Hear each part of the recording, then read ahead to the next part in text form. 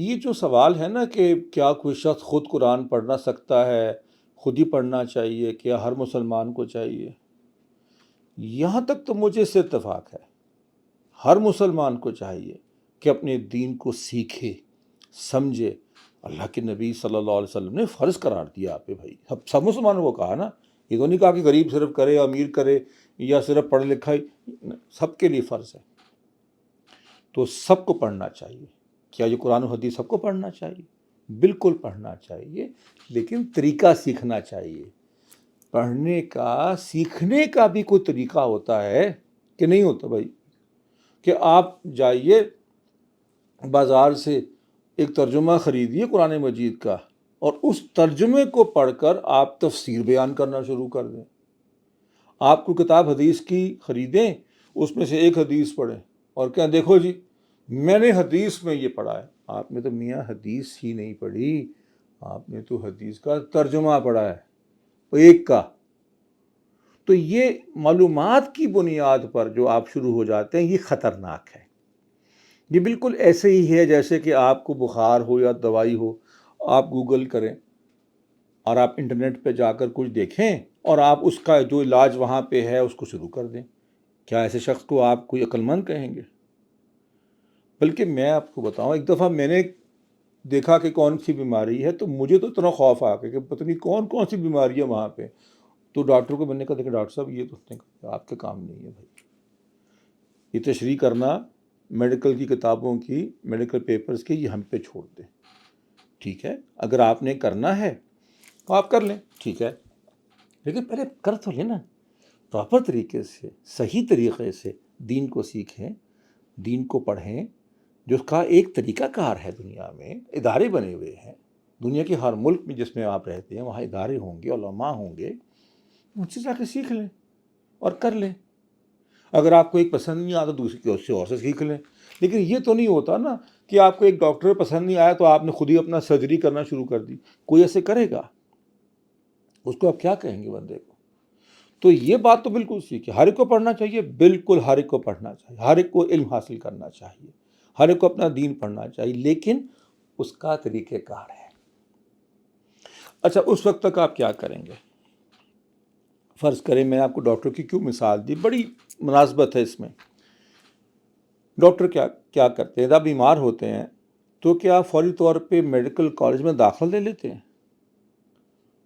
اور آپ کہتے ہیں جی پہلے میں ڈاکٹر خود بنوں گا، پھر میں اسپیشلائز کروں گا اور پھر میں اپنا علاج کروں گا؟ نہیں نا، آپ کیا کرتے ہیں کہ آپ چاہے میڈیکل کے اسٹوڈنٹ بھی ہیں، 3rd 4th 5th ایئر میں بھی ہیں، پھر بھی آپ کہتے ہیں کہ میری کیونکہ علم ابھی نامکمل ہے، میں علم کے راستے میں ہوں، تو آپ کسی سینئر سے، کسی ڈاکٹر سے آپ پوچھتے ہیں کہ بھئی یہ چیزیں مجھے، علاج مجھے بتائیے، میں یہ فیل کر رہا ہوں، میں یہ محسوس کر رہا ہوں، بخار ہے وغیرہ، یہ علامات ہیں۔ تو آپ کسی پہ اعتماد کر لیتے ہیں۔ اچھا، اب آپ اس پہ اعتماد کیوں کرتے ہیں؟ آپ اس پہ اعتماد کرتے ہیں کہ یہ شخص ایک میڈیکل کالج کا ٹیچر ہے، یہ میڈیکل کالج سے پڑھا ہوا ہے، جس میں جن لوگوں نے ان کو پڑھایا تھا وہ میڈیکل کالج سے پڑھے ہوئے تھے، جنہوں نے جن ڈاکٹروں سے پڑھا تھا وہ بھی میڈیکل کالج سے پڑھے ہوئے تھے۔ تو یہ ایک لمبی سی چین، جب سے میڈیکل کالجز قائم ہوئے ہیں ان ڈاکٹرز نسل در نسل آگے سے آگے اس کو منتقل کر رہے ہیں اور امپروو بھی کر رہے ہوں گے، ظاہر ریسرچ بھی ہو رہی ہے۔ تو پھر آج کا آپ کے سامنے ڈاکٹر جو آتا ہے، آپ اس کو کہتے ہیں کہ بھی یہ میں اس پہ اعتماد کرتا ہوں۔ ایسے ہی ہوتا ہے۔ تو عام علوم میں ایسے ہوتا ہے، آپ سائنس بھی ایسے ہی پڑھتے ہیں، آپ ادب بھی ایسے ہی پڑھتے ہیں۔ آپ اس سے تو نہیں پڑھ سکتے ادب جس پہ کوئی ادب نازل تو نہیں ہوا تھا نا بھائی، اس نے بھی کسی سے پڑھا ہی ہوگا۔ تو یہ چین جو توڑنے کا سلسلہ ہے کہ اب کوئی بھی شخص بازار سے 50 روپے کی کتاب خریدے، یا وہ بھی نہ کرے، آن لائن جائے، آن لائن جا کر دیکھے کہ بھئی کون سی چیزیں اس کو اچھی لگتی ہیں، اس کے پاس کوئی اپنا معیار نہیں ہے سیکھنے کا کہ صحیح کون سی غلط کون سی، اور منہ اٹھا کے شروع ہو جائے کہ بس جی میں جناب اب پڑھاؤں گا لوگوں کو اور میں علماء کو بھی پڑھا دوں گا کہ دین کیا ہے۔ عجیب سی بات ہے، کیا کہنے ہیں اس کی؟ تو یہ جو انتہائی رائے ہے، دونوں غلط ہیں، کہ سب لوگ خود ہی پڑھ لیں اور کوئی نہ پڑھے سوائے میرے یا ہمارے، دونوں رائے انتہائی ہیں۔ اصل چیز یہ ہے کہ سب پڑھیں لیکن طریقے سے پڑھیں، اس لڑی میں جڑیں جس شخص نے اپنے استاد سے پڑھا، جس نے اپنے استاد سے پڑھا، اور وہ چلتے چلتے لڑی آقا علیہ السلام تک چلی جاتی ہے، وہاں تک جائیے۔ تو یہ ہمارے ہاں جو تاثر ہے جی کہ کوئی پڑھنا بہت مشکل کام ہے، تو یہ تو اول تو پڑھنا تو زبان ہی نہیں آتی بیچاروں کو، وہ کیا کہنے ان کے۔ یہ اڑی کرنا، یہ انارکی کریٹ کرنا دین میں، اور پھر اس کے نتیجے میں جب بہت سے لائکس اور فالوورز مل جاتے ہیں تو انسان کو ایک خوش فہمی یا غلط فہمی ہو جاتی ہے کہ کیونکہ میرے اتنے لائکس ہیں چنانچہ میں ٹھیک ہوں۔ اگر تم سے لائک کسی کفر پھیلانے والے کی ہوں گے، کیا اس کی بات بھی ہم مانیں؟ کیونکہ لائکس کی بنیاد پہ کیا ہم دین کا فیصلہ کریں گے؟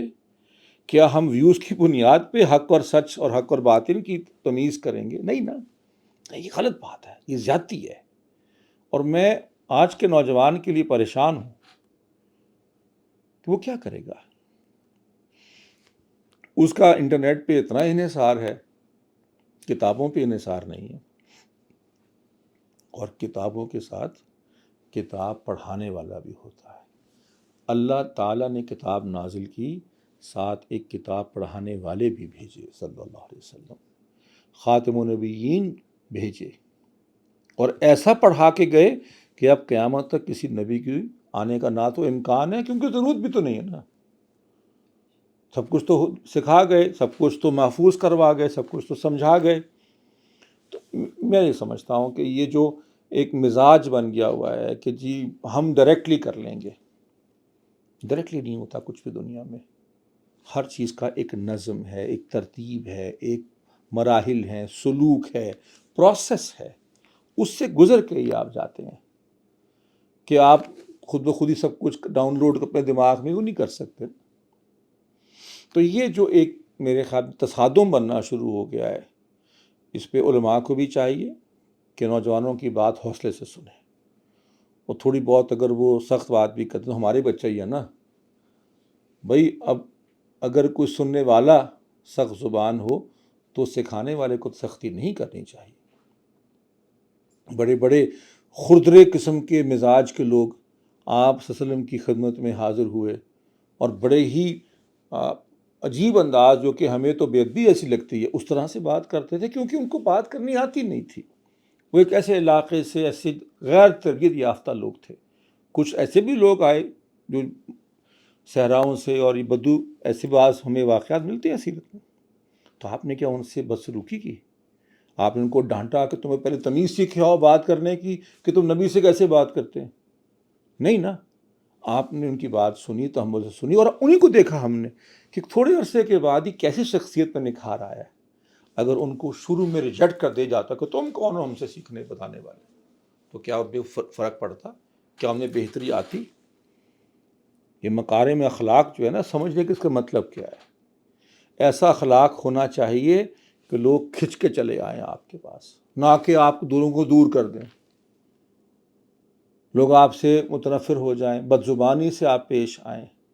یہ ان کے صلی اللہ علیہ وسلم کے جو پیروکار ہوں، علماء ہوں یا غیر عالم، دونوں کو زیب نہیں دیتا۔ پتہ چلنا چاہیے نا۔ لیکن آپ کہتے ہیں کہ یار فلانا آدمی یہ بڑے شریف خاندان سے، اس کا مطلب کیا ہوتا ہے؟ آپ کہتے ہیں کہ یہ خاندانی لگتا ہے، بھائی کیا مطلب ہوتا ہے کہ اس کے اخلاق کیا؟ اس کے پاس اینک ہوتی ہے مہنگی؟ اس کے پاس مہنگی گھڑی ہوتی ہے؟ نہیں، آپ دیکھتے ہیں کہ اس کی یاد دیکھو، اس کا اٹھنا بیٹھنا، اس کا گفتگو کرنا سے لگتا ہے کہ تربیت یافتہ شخص ہے۔ تو جو خاتم النبیین امام الانبیاء صلی اللہ علیہ وآلہ وسلم کا پیروکار ہو، کیا اس میں دکھائی نہیں دے گا؟ اور اگر دکھائی نہیں دے رہا تو اس کو کچھ سوچنا چاہیے اپنے بارے میں کہ میں کیا کر رہا ہوں۔ اور میں وارننگ دوں گا ان لوگوں کو جو حلیہ تو اختیار کر لیں، اپنے اخلاق کو نہ سنواریں، وہ پھر بدنامی کا باعث بنتے ہیں۔ یہ میں کسی جس سے پہلے کہ لوگ کہیں وہ یہ کیا کہہ دیا، سب کے لیے کہہ رہا ہوں، ہم سب کو محنت، مجھے سب سے پہلے یہ محنت کرنی ہے اس چیز کے اوپر کہ کیا میرے اخلاق سنت کے اخلاق ہیں یہ میرا اپنا ہوئی کی مزاج. یہ چیزیں چھوٹی چھوٹی چیزیں نہیں ہیں، یہ بڑی بڑی چیزیں ہیں کہ داڑھی بھی رکھ لی، ٹوپی بھی پہن لی، برقع بھی پہن لی، لیکن اخلاق اچھے نہ کیے، اپنے اخلاق کو نہ ڈھالا سنت میں. یہ تو کہیں الٹ نہ ہو جائے سب کچھ ہمارے منہ کے اوپر. تو پڑھنا، سیکھنا، لکھنا یہ سب کے لیے ضروری ہے، کوئی بہانہ نہیں ہے. یہ آپ کا حق نہیں ہے، یہ آپ کا فرض ہے. آپ نے کرنا ہے، راستے تلاش کرنے ہیں اور دین کو سیکھیں. ہر شخص پڑھے، ہر شخص سمجھے، طریقہ اختیار کرے کہ ہر شخص اگر کرے گا تو معاشرہ بدل جائے گا انشاءاللہ. پھر ہمارے ہاں ایک اور چیز کا ایک مشکل ہے کہ میں اور صرف میری ہی سنوں، میرا صرف بات سنو، کسی کی نہ سنو. آپ میں اتنی ہمت اور حوصلہ ہونا چاہیے. یہ تو نہیں کہا کہ ہر ایک کی بات مانو، لیکن آپ کی ہر کوئی سنے، لیکن آپ کسی کی نہ سنیں.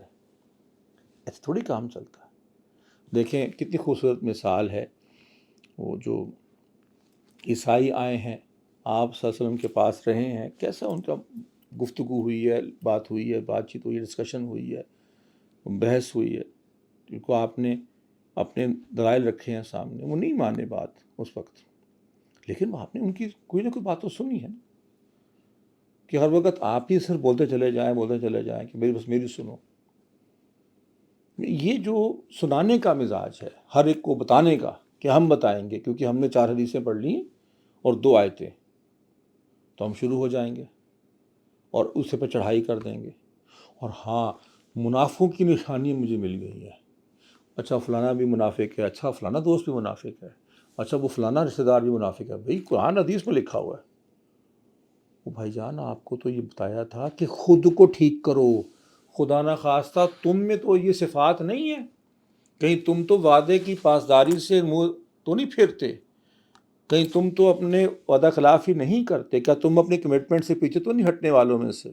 کیا تم تو ذرا سی بات پہ گالی گلوچ پہ اتر نہیں آتے؟ کہیں تم لوگوں سے الجھتے تو نہیں کہ تمہاری نماز میں تم میں سستی تو؟ یار یہ تو تمہارے لیے تھا، یہ تو آپ نے ٹھیک کرنا تھا اپنے آپ کو. آپ لوگوں کے اوپر فتوے بازی شروع کر دیتے ہیں کہ جی میں نے خود پڑھا کہ یہ فلانا شخص ہے، اس میں صفت ہے منافقت کی. بڑے خوش ہوتے ہیں لوگ حدیثیں سن کے اس طرح کی، اور فوراً شیئر کرتے ہیں آگے کہ دیکھو یہ منافق کی نشانی، اور شاید اس کو سنا بھی رہے ہوتے ہیں. بہت بدتمیزی ہے یار، بہت بری بات ہے. اور بدنصیبی کی بات ہے کہ آپ کے ہاتھ میں ایک اصلاح کا موقع تھا اور وہ آپ نے خود کی کرنے کے بجائے کسی اور کے حوالے کر دی. یعنی کہ میں نے آپ کو مٹھائی دی اور آپ نے خود چھوٹی کسی اور کو کھلا دی. آپ کے فائدے کی چیز تھی سب سے پہلے. آپ نے کہا کہ میں تو پرفیکٹ ہوں، مجھے کیا مسئلہ ہے. یہ تو اوروں کو سکھانے کی چیز ہے. یہ مزاج سے بچنا چاہیے، اللہ کی پناہ مانگنی چاہیے.